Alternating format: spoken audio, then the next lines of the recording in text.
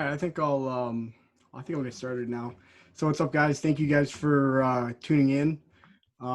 Like we said in the last one, if there's something you're confused on, feel free to ask questions throughout any point of when I speak, or if you need me to slow down or anything like that. Let me admit this one other kid. And yeah, this will be recorded and it will be posted to Blackboard, I believe. So if you do need to reference it later, especially for like your final project, you're more than welcome to. So you guys can see my PowerPoint now, right? Just to make sure.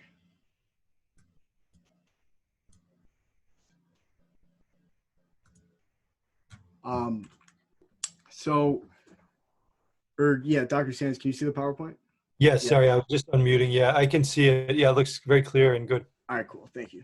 So today we're just going to go a little bit more in depth about visualizations So you can give me. from StatCast data and within MLB specifically.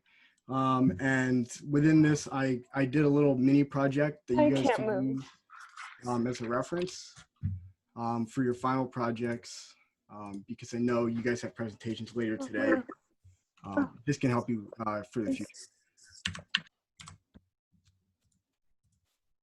So a little bit about me. I think there's a couple kids in here that are in my TA group, so this will be a little bit repetitive. But I am a student here at SU in the sport analytics program. And I also have a minor in information management technology here. And I am a current TA in this academy. Before coming to SU, I played baseball 2 years before transferring. I was a pitcher in school primarily. Last year, I had the opportunity to work with Major League Baseball and MLB Advanced Media in New York City last year. There I did IT work for the organization. And I'm currently a baseball analytics and player development intern with the Onondaga Community College baseball team, which is just a community college here in Syracuse. I head coach at an organization called Syracuse Baseball Club, and then I'm also on the club baseball team here at SU. So I stay pretty busy. I also work at Wegmans a lot, so I stay busy, but I'm super interested in this stuff, especially with baseball. I'm also a huge UFC fan. So yeah, I think that's enough about me.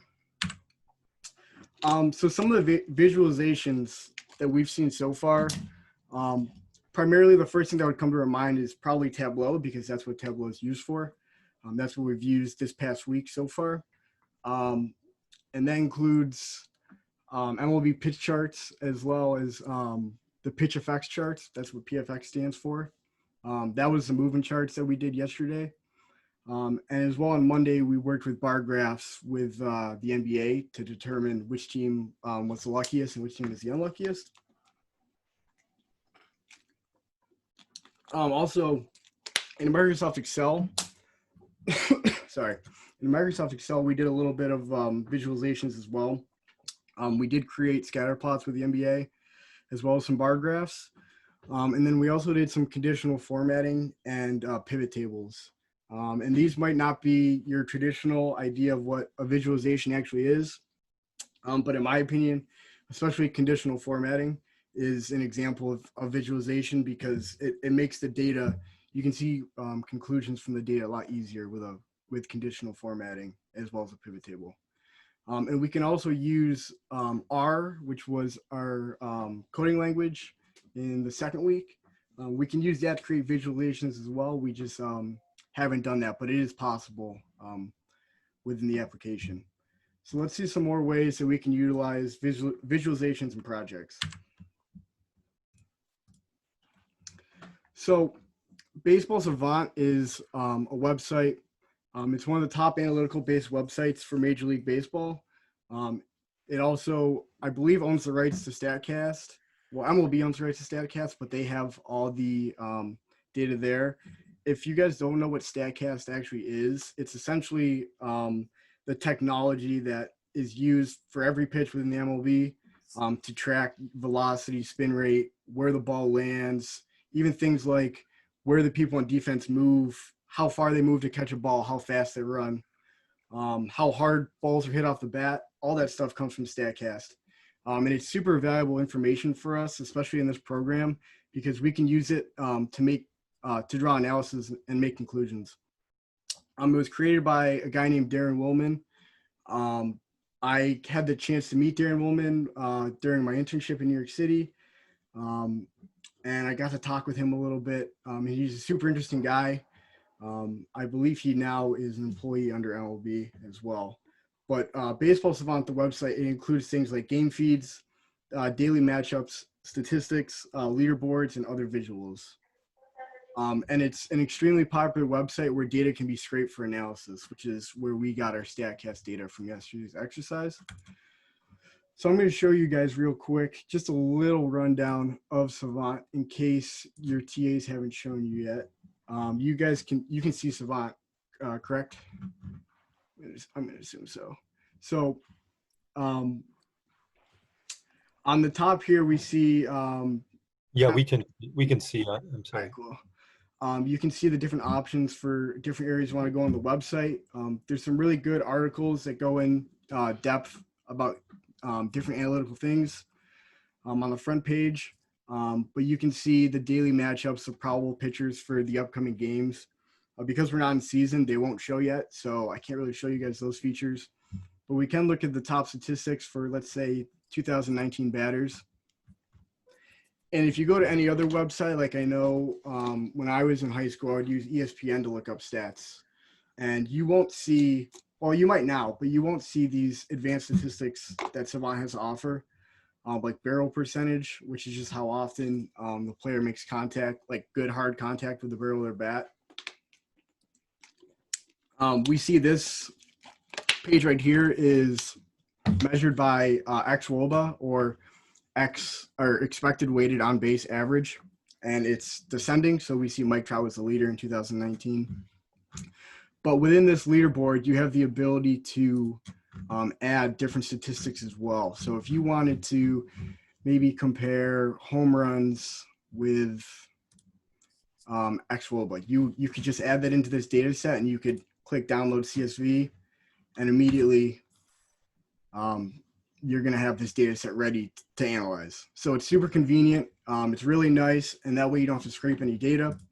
But scraping is still the better option for getting like complex data sets, and I'll do a little bit of that in a couple minutes. But lastly on this site, I just want to show you guys the visual section. This is what I really like about Savant. They have all these different tools that can measure really unique things about different players. So I'll show you guys just a couple. The pitcher Plinko is actually really interesting. What this does, I'm going to do Garrett Cole for my example. So I just type in Garrett Cole, and basically what you see here is every situation that Garrett Cole was in 2019. The pie charts represent the percentage of what pitch he threw. So down here we see that four seamers in red. So on all counts, he primarily threw a fastball first pitch. And these thick lines indicate how often he got to these counts.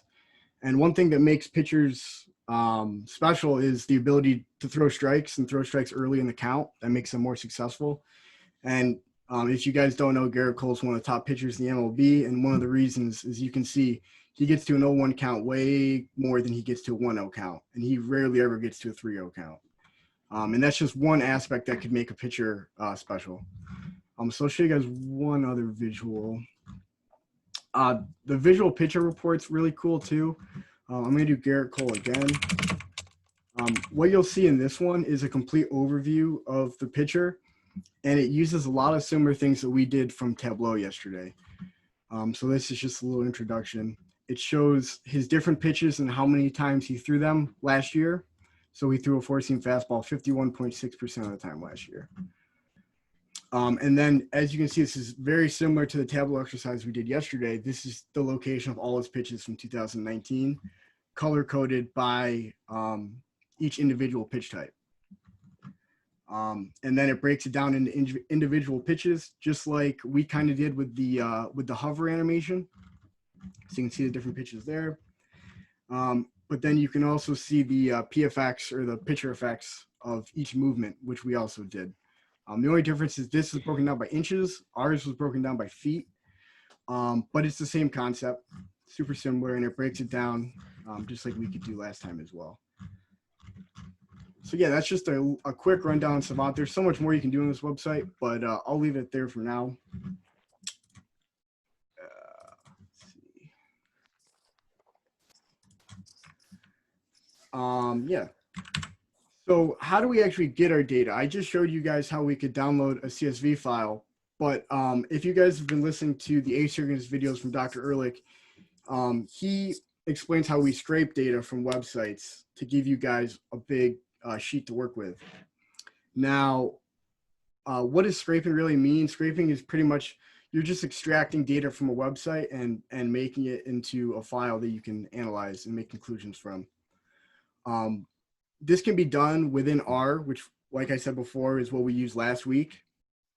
And I'm just going to show you guys real quick because I think it's actually, I don't know, I think it's kind of interesting to know how I would go about scraping the data set that we did yesterday. So I'm just going to create a new markdown file. You guys don't have to do this. You can just follow along. I'm going to say, call it scraping example. And like we did in the asynchronous videos and in our lectures, get rid of all that. And I'm going to insert a new code chunk. Now, what I always do is I always comment before I type in my code so I know what it means. Because sometimes I'll look back on my code and I won't know what it means. So I just think that's pretty important. So for this, I'll just say I'm going to import libraries. So like we did in all of our exercises, the first thing I always do is import tidyverse. And then I'm going to import a package called baseball R. Now, you guys shouldn't have baseball on your computer. It doesn't come with R automatically, so you'd have to install it. I'm not going to do that because it would take a little bit of time, but I will show you the code. Without this hashtag, this would be the code if you wanted to get this baseball R database and import it as a library. I'll leave it hashtag. I'm going to run this. And now I have the libraries I needed in order to scrape from StatCast in R. So I'm going to make a new code chunk. And next, we are going to scrape the data from StatCast. Now, in order to do this, how it works when you scrape is because they're such large data sets, they're only held in week by week portions. So, so I'll just say week by week. And after that, we want to merge each week to its respective month.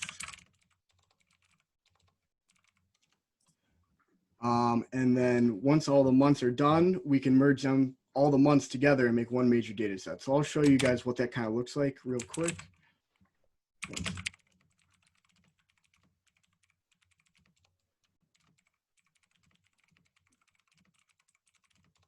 So, all right.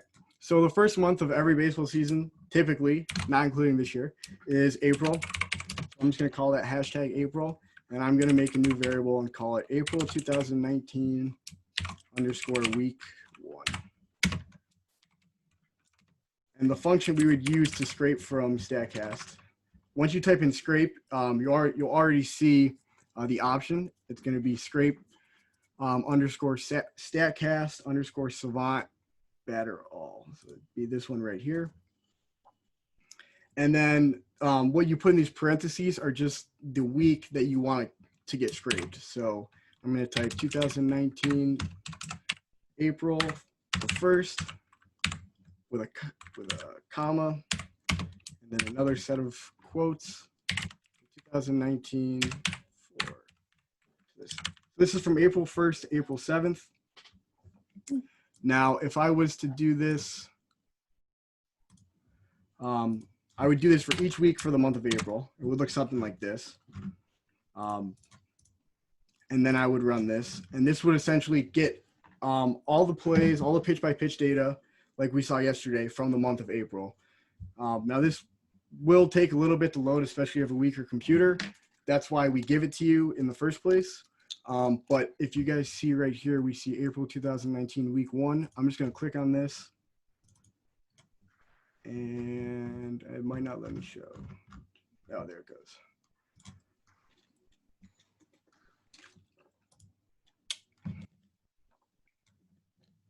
Oh, while that loads, I'll just show the next step. Once you have all those weeks scraped in, we can call this April 2019 to represent the whole month and use a function called rbind. And I'm just going to copy and paste what I have in to save some time. And so as you guys see, we named all these by each week of the month of April. And now this is me binding them all 5 weeks into April of 2019. And then I would do the same process for May, June, July, August, and September. And then I would bind all those months into one big data set. So that's essentially how it works. And as you guys can see, this looks exactly like the data set we played with yesterday, just a different portion of time because this is the first week of April. So that's just a little bit about scraping. If you guys want the code to that, because I know I went pretty quick. Let me admit these two kids. I know I went quick. I can send you guys that. Just send me an email. I have my email at the end of this presentation, and I can send you guys the code. So let me.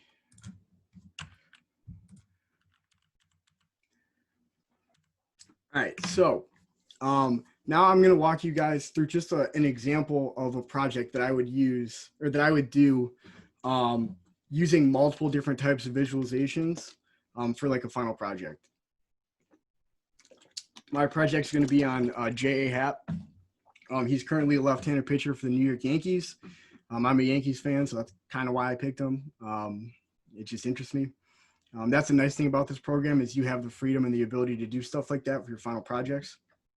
And J.A. Happ made he's going to make $17 million for this upcoming season, according to spottrack.com, which is the website we showed you guys for all sport player salaries, which is very useful. And last year, because I'm big on social media, so I always see the opinions of fans. He was known by a lot of fans to have an underperforming season last year, that he didn't play well, and Yankees fans are very demanding, so that gets publicized pretty easy. So I kind of want to take a little dive into his stats and use our pitch charts to make some conclusions. This graph right here, I just screenshotted it from Fangraphs. So I just went to fangraphs.com, typed in J.A. Happ's name, and just screenshotted this right here just to show a little bit of his numbers. But we'll dive into them a little bit more. So do his stats agree with the fans? Did he not perform as well as he usually does? The short answer to that is yes. Essentially what I did was I took this screenshot and I copied all the data. And I just went to Microsoft Excel and I pasted the values. So you right click paste and then click paste values, and you'll get that whole data set into the Excel formatting below. I then used conditional formatting, which is a function that we did in week 1 to rank his 2019 stats compared to his previous years. So 2019 is on cell 13, should be that bottom row down there.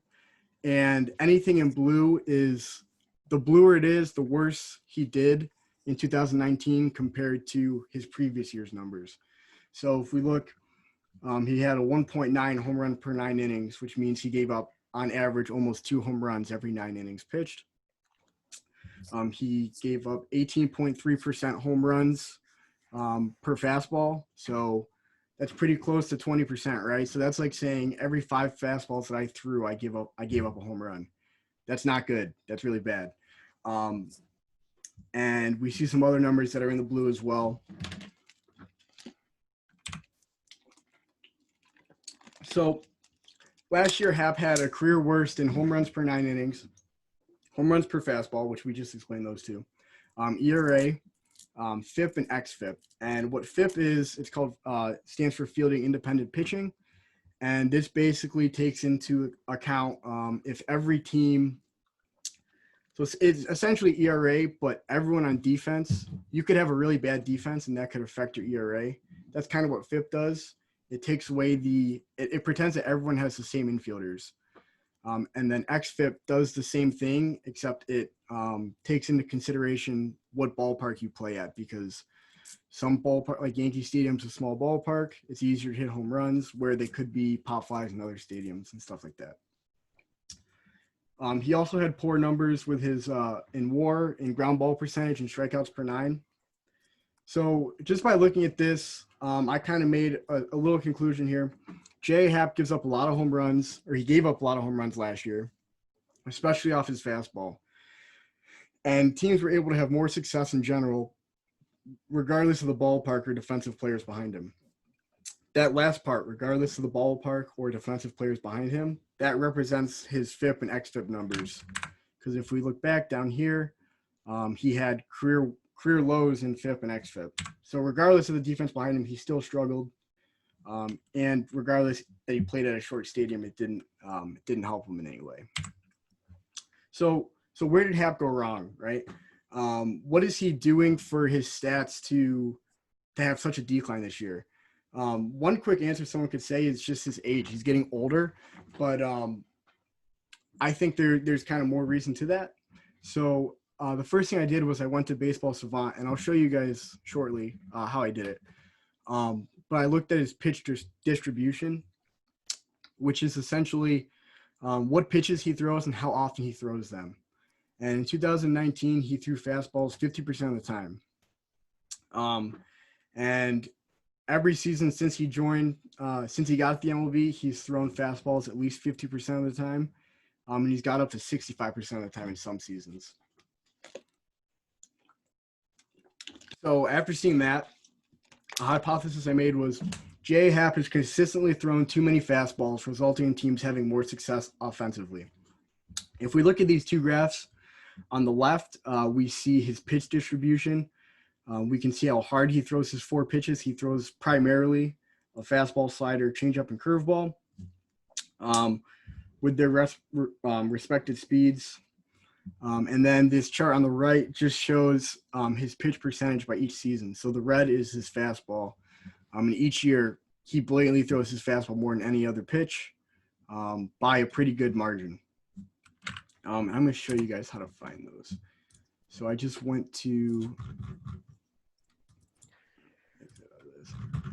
I'll go to Savant. I'll just type in Happ, and I'll find J.A. Happ. And then we see his pitch distribution chart right here. So this is a visualization that I grabbed from Savant. And as long as you cite your sources, right, and you mention that you got this from Savant, I think that's completely fair use for a project or a presentation. And then I also grabbed his pitch percentage by season right here. I just screenshotted them and threw in my presentation. But there's a lot of other things you can find in here too. But we won't go into those.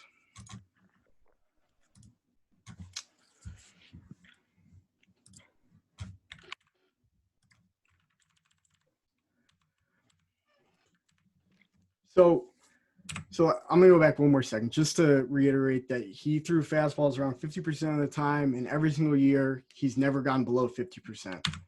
So if I was to think from the mind of the offense that has to face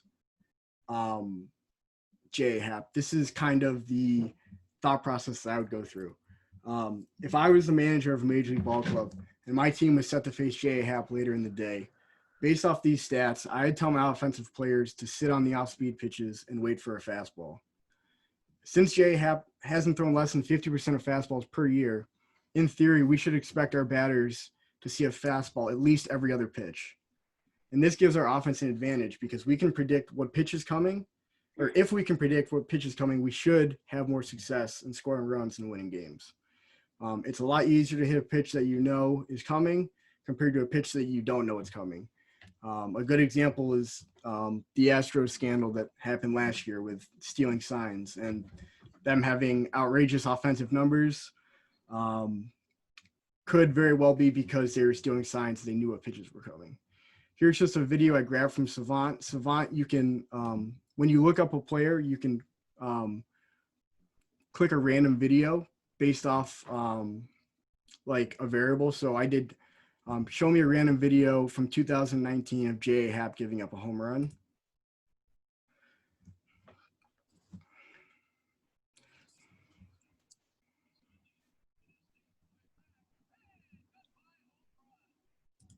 So there we see just an example. There's J.A. Happ. That was most definitely a fastball, which he throws 50% of the time. And he gives up a home run to Trey Mancini of the Baltimore Orioles. So let's take a look at our pitch charts now with this information to kind of get a better understanding of what's going on.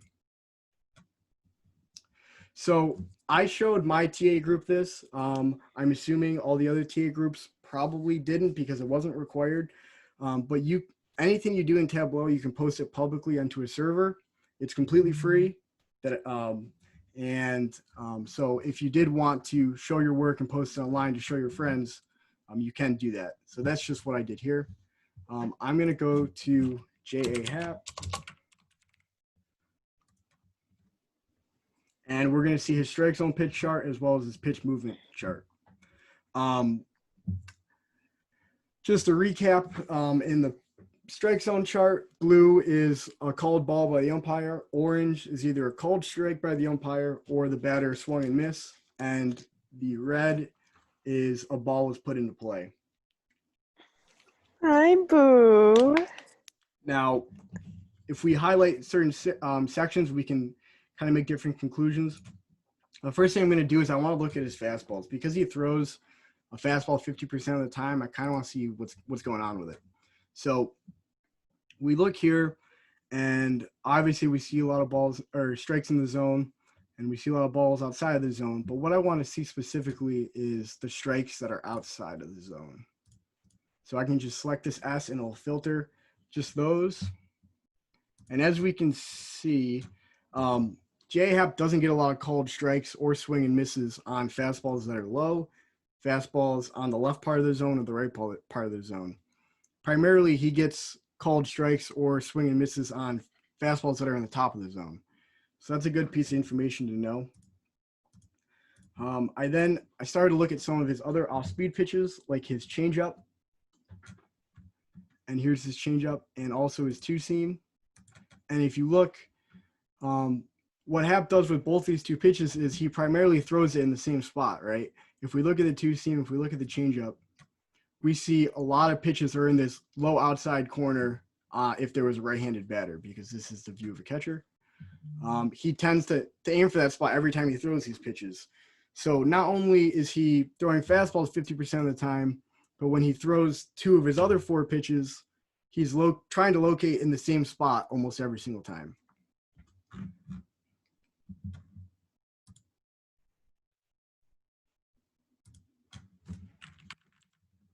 So once again, we'll just show the conclusions here. J.A. Happ struggles to get hitters to swing and miss with a fastball unless the pitch is above the zone. And another way I can show that is I made another Tableau chart. This one isn't on my server, but it's essentially the same chart that we did yesterday. The only difference is I added, I'll show you on sheet 1, I added the events variable into filters, because what events does is it shows you what happens with each pitch.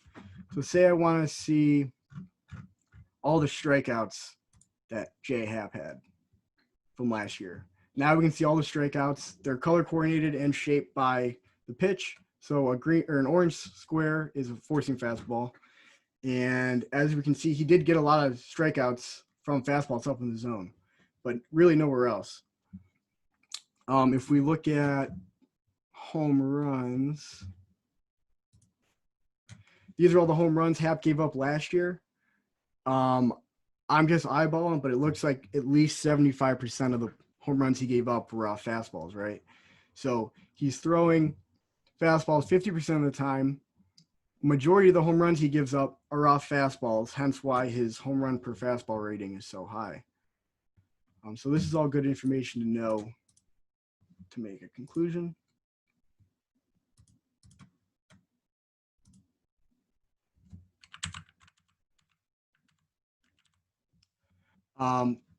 And then lastly here, hold on. All right. Lastly here, his changeup and two seam are only looking to be thrown in one location in the zone, which is that low outside corner that we talked about. And another interesting thing about this is a changeup and a two seam. If you don't know, they move very similarly. The only difference is a changeup has a bit more drop, and a two seam is thrown a little bit harder, more like a four seam fastball. A two seam is kind of like in between a changeup and a four seam. So two pitches that move pretty similar are being thrown in the same location, or at least try to almost every time. So with all this in mind, here are the conclusions and the recommendations I would make in a presentation for J.A. Happ. So the conclusion is Happ is just too predictable. He throws a fastball on average every other pitch, and two of his four pitches are only looking to be thrown in the same location with very similar movement.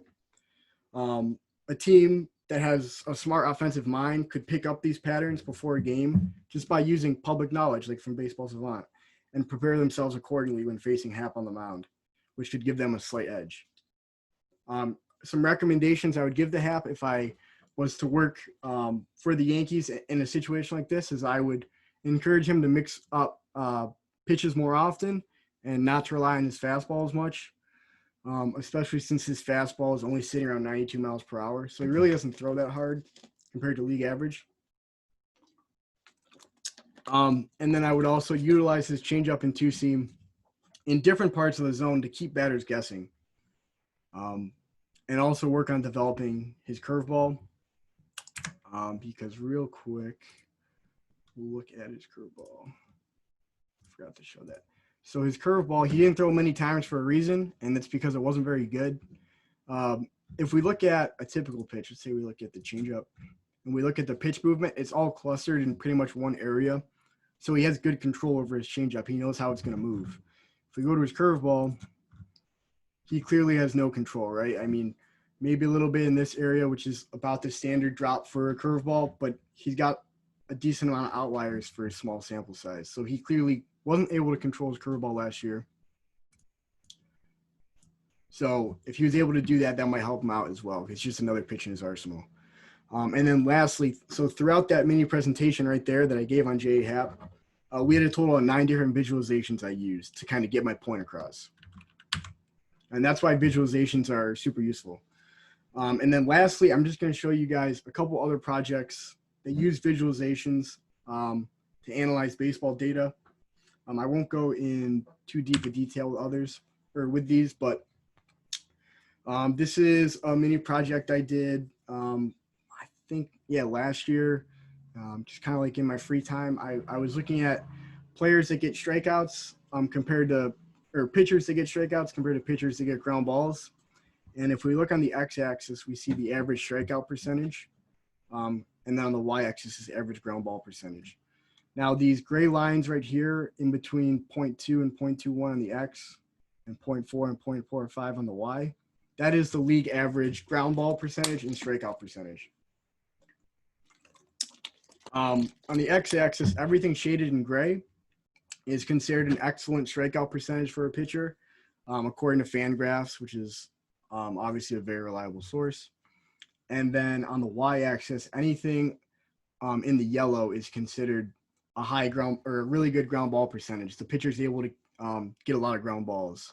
And I got that from Wikipedia, which probably isn't the most trusted source, but Fangraphs didn't have anything on it. So that's what I went with. And if we look, we can see the excellent strikeout pitchers, excellent ground ball pitchers, but there's one pitcher that fell in the category of both. That's having an excellent strikeout percentage and excellent ground ball percentage. And that was Carson Smith. Well, I think it was like almost 31% of the time he would get strikeouts as outs, and almost 63% of the time he would get ground balls as outs. So that's somewhere in the mid 90s of being able to get outs between a strikeout and a ground ball. And that's a really impressive feat to come by. And I like this presentation a lot because Carson Smith is a free agent. He's not signed to a team. So when I apply for internships with different teams and stuff like that, this is one of the things I show them. Lastly, this This was a project I did. So I had applied to this program a couple times and I didn't get in the first couple times. So I decided to make my own project when I applied to show them. I did this all in Excel because I didn't know anything else. And this is basically just predicting how Derek Jeter would have done if he played one more season. So we see all of his season stats here. This is from Baseball Reference. I just copy and pasted it into Excel. And then there's a formula in Excel called forecasting, which can predict future outcomes based off past stats. And if we look, 2015 would be the year he would have played if he played one more season. And if we compared them to his league averages, which is on line 23, it's right above it in the yellow, he would have had a subpar season. So my conclusion was if Jeter played one more season, it would have hurt his overall stats. So he retired at a good time. Within that same project, I just looked at every player's doubles and compared them to home runs, triples, and singles. There's not too much to really conclude from this one, but I just thought it was kind of interesting. And that's pretty much it. If you guys have any questions, like I said, you can feel free to ask them now. You can follow me on LinkedIn or Twitter at dmcgee20, or you can just shoot me an email if you just want to talk in person. I'm always down to talk through email or even set up like a 1v1. It's just anything about Syracuse or sport analytics, the program in general, I'd be happy to talk about. So thank you guys for tuning in. I appreciate it. And yeah, like I said, if you guys have any questions, feel free to ask.